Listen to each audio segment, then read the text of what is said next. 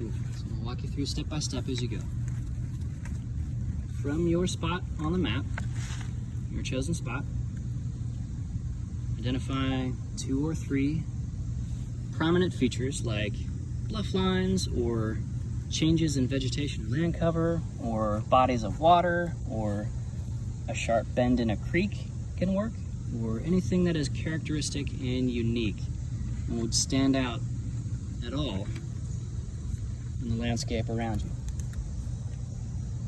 Then center your compass's dial on your position and aim the reticle, the forward targeting pip on the dial, toward the first of those landmarks, and record as precise a direction in degrees as you can. Okay.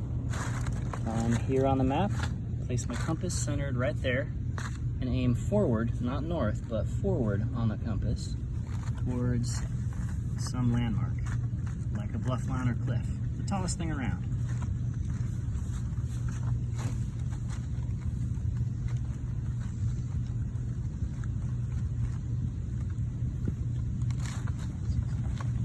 Remember, we have to orient the map first.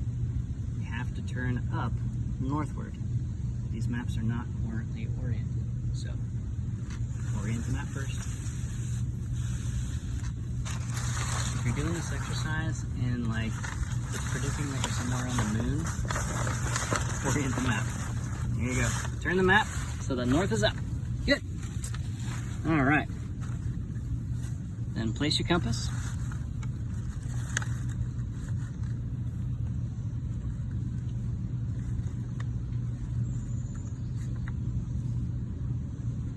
Where you have chosen on the landscape, aimed toward, as precisely as you can, a landmark.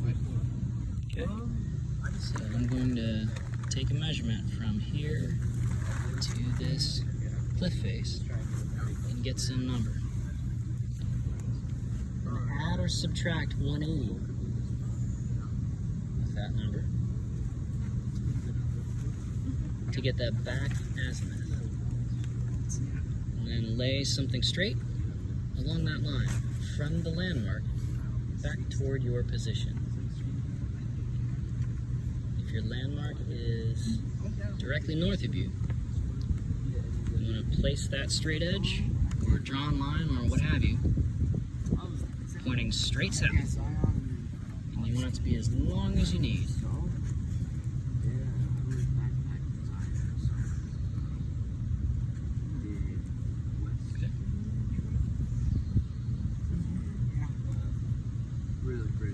You are somewhere along that line. And then to figure out your position on that line, we need to cross that line with another line. So, from your chosen location, pick another landmark. Here's a peak that is several hundred feet taller or higher than the location that I've chosen.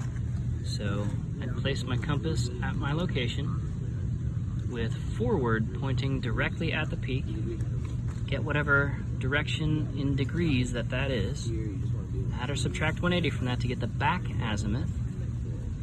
Then draw a line along the back azimuth from the landmark to wherever I am. And where those two lines cross is where you are on the map versus on the planet.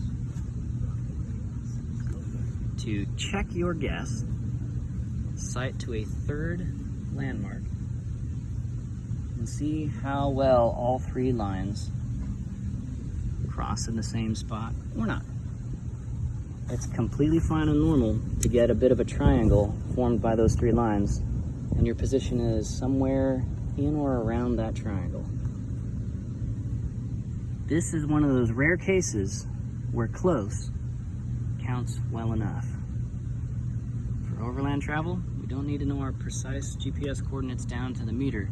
We just need to know where we are on the landform. And a topo map is the perfect scale for that. You can see each bend in the creek, each bend in the road, every little prominence, every peak. Cool. So far, so good?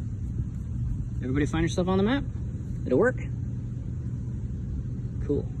All right. We'll try this again on a future class session, just depending on the weather's good.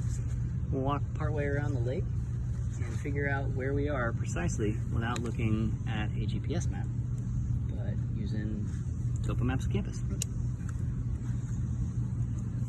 All right, so we've covered topo maps, topo lines, geographic and magnetic north, what different kinds of features look like valleys, prominences, cliff faces, relative to how they appear as topo lines. We've covered facing and heading and azimuth, which are all kind of the same thing-ish, just depending on if you're moving or not, or the industry that you work in, and what to do to combine heading or facing towards landmarks to get back azimuth, the 180-degree reverse direction, and basically compute your position using very, very basic trigonometry. So far, so good. Any questions about this? All right, cool. Well, in that case, let's end a couple of minutes early and keep an eye on the course website to take a look at some geography, topography type resources to help explain that a little bit further, more examples and so forth. And I'll see you on Wednesday.